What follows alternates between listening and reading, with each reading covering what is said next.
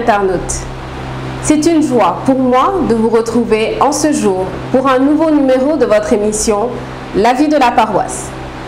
Nous sommes toujours dans l'archidiocèse de Dakar et nous avons la joie d'accueillir aujourd'hui M. Xavier Dossé, président du conseil diocésain du laïcat. Monsieur Dossé, bonjour. Bonjour. Bienvenue dans notre émission. Merci beaucoup, c'est un plaisir que d'y participer. C'est une joie de vous accueillir en ce matin. Merci. Alors, Monsieur Dossé, vous êtes un homme engagé dans l'Église catholique. Vous avez commencé dès vos premiers pas, disons dans le scoutisme, ensuite dans l'union des associations des parents d'élèves des écoles catholiques, au niveau du SYMPEC, et aussi vous êtes le président du conseil diocésain du laïcat. Que pouvez-vous rajouter à cette présentation? Je peux tout simplement rajouter que je suis aussi membre de l'ADEX. L'ADEX étant l'association des dirigeants, entrepreneurs et cadres catholiques. J'en suis l'un des fondateurs, notamment au niveau de la section de Saint-Louis, où j'ai eu à assurer le poste de secrétaire général. Je l'assure encore jusqu'à présent. Wow.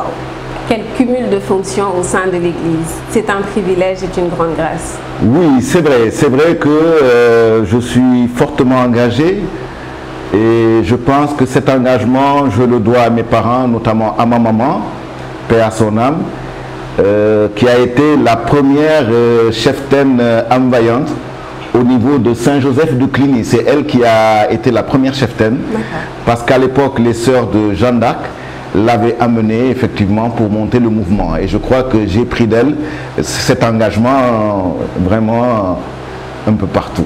Voilà. Nous rendons grâce à Dieu pour cela. Tout à fait.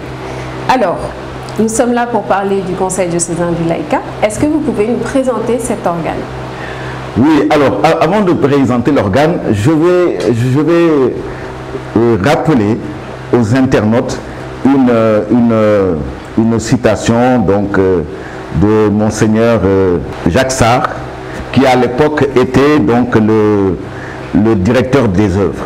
Alors, cette citation: l'heure est peut-être venue de donner corps à notre communion et à notre être, agir apostolique à travers un conseil diocésain du laïcat selon le vœu de tous et l'exigence de travail en Église. Donc ainsi s'exprimait en 1984 Monseigneur Jacques Sarre. À l'époque, il était directeur des œuvres et bien sûr après, il a été donc évêque de Thiès.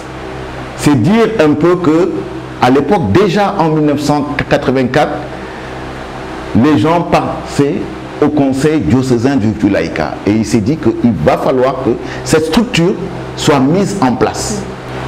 Alors, qu'est-ce que le conseil diocésain du laïcat? Alors, on ne peut pas parler du conseil diocésain du laïcat sans pour autant évoquer l'instance nationale qui est le conseil national du laïcat. En tout cas, diocésain ou national, le plus important, c'est le laïcat. Le laïcat, en fait, le conseil diocésain du laïcat ou le conseil national du laïcat est un organe de coordination des actions des laïcs dans une paroisse, dans un diocèse ou au niveau national. Ce n'est pas un super mouvement, hein, c'est une instance qui coordonne, qui fédère toutes ces actions au niveau de l'Église. Bien sûr, il y a beaucoup de personnes qui participent à ce conseil, et notamment ceux qui participent à ce conseil, ce sont les mouvements d'action catholique classiques que nous connaissons, les CVAV, les scouts, l'AGEC, Jeune Espérance. Je ne pourrais pas citer cette liste qui est longue, mais en tout cas, c'est tous ces mouvements qui y participent. Donc, les mouvements d'action catholique et les mouvements d'apostolat des laïcs. Alors, par rapport au mouvement d'apostolat des laïcs, nous en connaissons un qui est donc le plus en vogue, c'est le mouvement scout. Qu'est-ce qu'on appelle mouvement d'action catholique? Mouvement d'apostolat des laïcs. Les mouvements d'apostolat des laïcs, ce sont deux mouvements qui ne sont pas nés dans l'Église, mais qui sont dans l'Église. Je donne un exemple. Les scouts n'ont pas besoin pour leur action d'être dans une paroisse. Ils peuvent mener leurs actions hors des paroisses parce qu'ils sont nés hors d'une paroisse.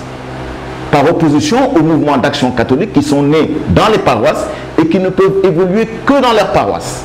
Donc voilà un peu donc cette dichotomie entre les mouvements d'action catholique et les mouvements d'apostolat des laïcs. Pour revenir au Conseil diocésain du laïcat, donc j'avais dit que c'était un organe fédérateur, donc, mais c'est un organe aussi qui fait le lien entre les instances de l'Église et le laïc même dans sa vie de tous les jours. Et donc c'est pour ça, lors du Concile Vatican II, le Concile Vatican II a estimé que aujourd'hui l'action de l'Église ne peut pas être faite sans les laïcs. Les laïcs sont une partie intégrante de l'Église et les autorités ont décidé de faire avec les laïcs parce que rien ne peut se faire sans eux. Les laïcs constituent l'Église en fait. Tout à fait. Et donc aujourd'hui, ça a été fédéré dans une structure qu'on appelle le Conseil diocésain du laïcat ou le Conseil national du laïcat. Alors, il faut savoir que ce conseil est né en 2006. Il est né en 2006 au niveau du Sénégal. Et puis après, il a prospéré dans les diocèses. Alors, l'un des premiers responsables donc, de ce conseil, au niveau national, ça a été M. Alexandre Mbaye Diop. Et puis après, donc, il a été succédé par M. Vincent Mendy. Et actuellement, le nouveau président du Conseil national du laïcat est M. Philippe Abraham Birantine. Et donc, autant cette instance existe au niveau national, et progressivement, cette instance s'est installée dans les diocèses. Le diocèse de Thiès a été l'un des précurseurs, le diocèse de Dakar, et puis après, les autres diocèses sont venus pour installer leur structure. Et aujourd'hui, nous sommes heureux d'annoncer que l'ensemble des diocèses possèdent aujourd'hui leur conseil diocésain du laïcat. Très bien. Alors, quelle est la mission du conseil diocésain du laïcat? Alors, la mission, je l'ai expliqué tout à l'heure un peu, c'était dans la structuration. La mission donc, du conseil diocésain du laïcat, c'est un peu de porter toutes les actions de l'Église, mais qui peuvent être portées à l'intérieur de l'Église comme hors de l'Église. Aujourd'hui, nous avons eu beaucoup d'impact au niveau national. Il y a eu beaucoup d'exemples où le Conseil national du laïcat a été invité à prendre part à certaines instances au niveau national. Et je pense qu'aujourd'hui, c'est vraiment une bonne chose que nous puissions être impliqués dans tout ce qui se fait au niveau de l'Église, notamment, ça c'est normal, mais aussi en dehors de l'Église, d'où notre participation dans les différentes instances où nous sommes très souvent consultés, en tout cas convoqués pour prendre part aux décisions de notre pays.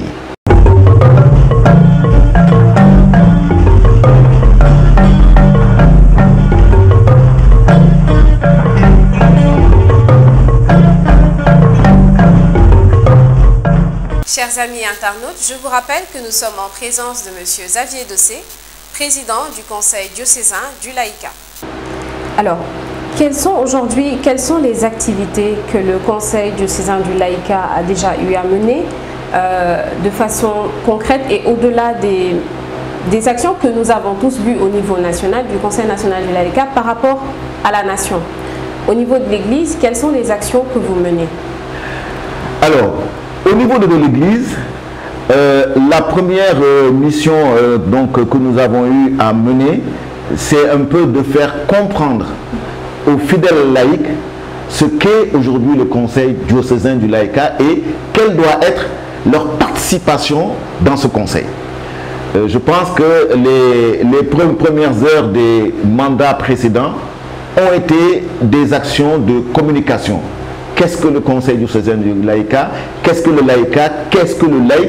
Quelle doit être la part du laïc dans la vie de sa paroisse, dans la vie de la communauté ecclésiale de base? Donc je pense que c'est ça. Ça a été d'abord une action de communication. Il y a eu aussi d'autres actions qui ont été des actions de formation où, à plusieurs reprises, nous avons été entretenus sur le laïcat dans sa globalité. Comment comprendre le laïcat? Quelle est la mission du laïcat? Comment le laïcat doit porter ses actions dans l'Église et en dehors de l'Église. Alors, tout à l'heure, vous avez posé le problème des actions que nous avons eu à faire. Alors, je vais en citer une que nous avons eu donc, dans le mandat à répéter à 2 reprises. C'est la journée de l'apostolat des laïcs. Donc, on l'a intitulé la JAL.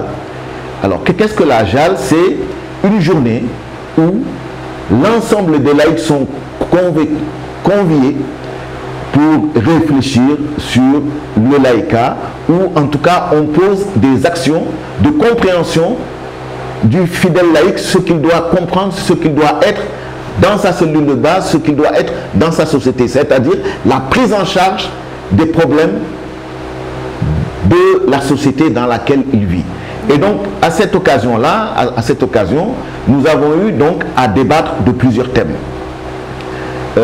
Fidèle laïc du Christ, qui es-tu? Donc, c'est un peu pour faire prendre conscience aux laïcs de l'implication qu'ils doivent avoir dans la vie de la paroisse. Il ne s'agit pas tout simplement de venir à la messe et de consommer sa messe, mais quelle action devons-nous porter dans notre Église? Quels sont les problèmes que notre Église rencontre et comment y faire face, comment trouver les solutions idoines, les solutions appropriées donc, à notre devenir. Est-ce que, suite à ces activités, vous avez le sentiment que ça portait du fruit? Que les laïcs sont plus engagés, qu'ils sont plus instruits par rapport à leur engagement, par rapport à leur mission, qui n'est pas seulement, comme vous l'avez dit tantôt, de participer à la messe, mais de s'engager. Est-ce que vous avez ce sentiment que le message est bien passé? Alors, ça, il faut, en fait, si nous devons faire une introspection, une évaluation de ce qui a été fait, il reste encore beaucoup à faire. Tout simplement parce que je peux m'exprimer ainsi, la mayonnaise n'a pas encore pris. Tout simplement par le fait que l'engouement des chrétiens par rapport au laïcat n'est pas encore ce que nous souhaitons qu'il soit. Pourquoi? Parce que tout simplement, les laïcs ne sont pas suffisamment engagés. Mais je ne perds pas espoir que effectivement cet engagement puisse se faire.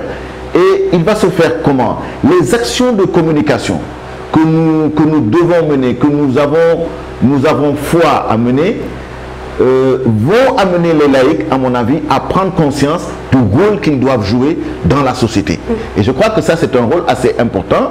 Et donc, ces journées de l'apostolat des laïcs permettent aussi aux laïcs de voir que nous, les scouts, il n'y a pas que les scouts qui existent. Il y a le mouvement CVAB, il y a Jeune Espérance, il y a de nouveaux mouvements qui naissent, des mouvements charismatiques. Donc, c'est important que dans notre groupe, nous puissions savoir que l'autre existe. Qu'est-ce que fait l'autre? Comment l'autre est constitué? Pourquoi l'autre a telle mission et cette mission ne m'est pas dévolue? Donc c'est un peu tous ces charismes qu'il va falloir fédérer, et c'est justement ça l'action, c'est justement ça l'objectif du Conseil diocésain ou national du laïcat. Quelle est la place des jeunes dans ce Conseil diocésain du laïcat? Est-ce qu'ils sont présents ou est-ce qu'ils se disent non, c'est trop pour moi, je ne viens pas? Alors c'est une bonne question. Là en fait, c'est comme si vous aviez assisté à notre dernière assemblée générale qui s'est passée le 21 juillet dernier au niveau de la paroisse Saint-François d'Assise de Cœur-Massard. Au moment où nous sommes passés aux élections après la journée, donc il y a eu en fait nous avons fait 2 actions en une, c'est-à-dire le même jour, dans la matinée, nous avons fait la journée de l'apostolat des laïcs avec un thème qui était débattu, qui était introduit par l'abbé Paul Makoudoussen. Et dans l'après-midi, nous avons évalué les actions que nous avons eu à faire, notamment nous avons fait notre AG, et à l'issue de cette AG, bien sûr, nous sommes passés au vote. Et effectivement, quand nous ne sommes pas passés au vote, nous avons voulu que les jeunes soient plus impliqués. Ce n'est pas qu'ils ne sont pas, ils étaient déjà dans le conseil diocésain laïcal, mais qu'ils soient plus engagés. Et il a fallu vraiment faire la cour à certaines pour qu'effectivement elles puissent s'engager, parce qu'elles étaient plus ou moins réticentes en se disant, est-ce que je pourrais accomplir la tâche pour laquelle je veux m'engager. Et donc nous avons dû faire un plaidoyer pour faire comprendre à ces jeunes-là qu'ils vont être accompagnés par les adultes qui sont là, et ceci leur permettra en fait de mener à bien leur action. En fait, c'est cet accompagnement que ces jeunes souhaitaient pour effectivement s'engager. Et je crois qu'on a pu leur faire comprendre que leur engagement sera effectivement accompagné par les personnes qui sont un peu plus âgées qu'elles. Ok. Alors, j'emboîte le pas sur ces derniers événements. Je pense que vous avez été réélu en tant que président du Conseil diocésain du laïcat jusqu'à 2027. Nous vous souhaitons une fructueuse mission. Et quelles sont, suite à cette nouvelle élection, vos perspectives par rapport aux prochaines années? Qu'est-ce que vous comptez mettre en place, développer? Voilà. Alors, bonne question. Merci en tout cas pour la question. Alors, en termes de perspective, je crois que le nouveau mandat va s'inscrire, va être une continuation de l'ancien. Pourquoi? L'ancien mandat était axé sur deux pôles principaux, l'un étant la communication, l'autre étant la formation.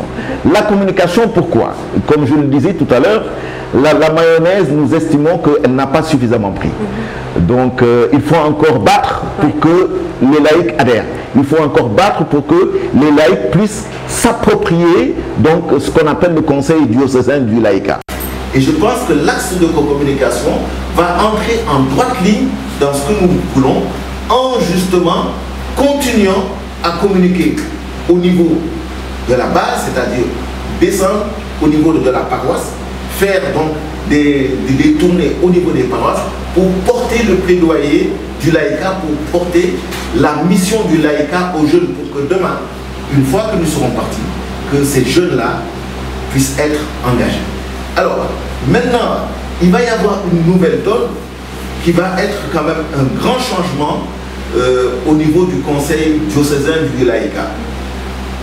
Cette nouvelle donne, c'est que jusqu'à présent, le conseil diocésain du laïcat comprenait essentiellement les mouvements d'action catholique et d'apostolat des laïcs, donc qui envoyaient leurs membres, qui sont dans ce qu'on appelle une structure qu'on appelle le co-comité directeur, et c'est dans ce comité directeur que le bureau exécutif est élu, donc à la tête duquel il y a un président, un trésorier adjoint, un secrétaire général adjoint, une personne qui est chargée de la mobilisation des ressources, parce que nous avons vraiment besoin donc de mobiliser des ressources pour mener à bien nos actions. Et donc quand tout ça sera fait, je pense que nous allons pouvoir entrer dans une action qui nous permettra d'avoir les moyens justement de notre stratégie, de notre politique. Alors j'ai parlé tout à l'heure du premier axe qui était l'axe de la communication. Le deuxième axe, et qui est un axe qui n'est pas moins important, c'est l'axe de la formation. Pourquoi de la formation?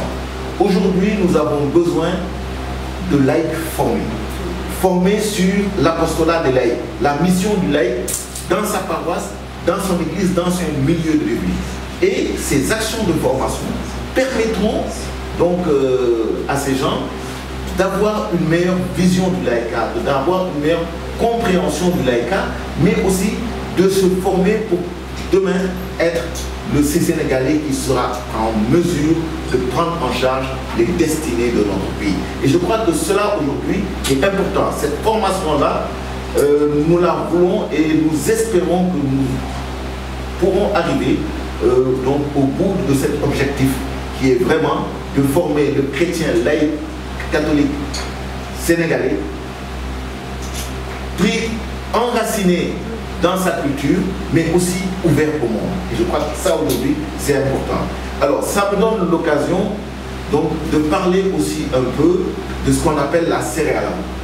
C'est-à-dire, autant au niveau diocésain, le conseil diocésain existe, Au niveau national, nous avons le Conseil national. Et au niveau Afrique, nous avons aussi Afrique de l'Ouest, nous avons ce qu'on appelle le Conseil régional du Laïka pour l'Afrique de l'Ouest.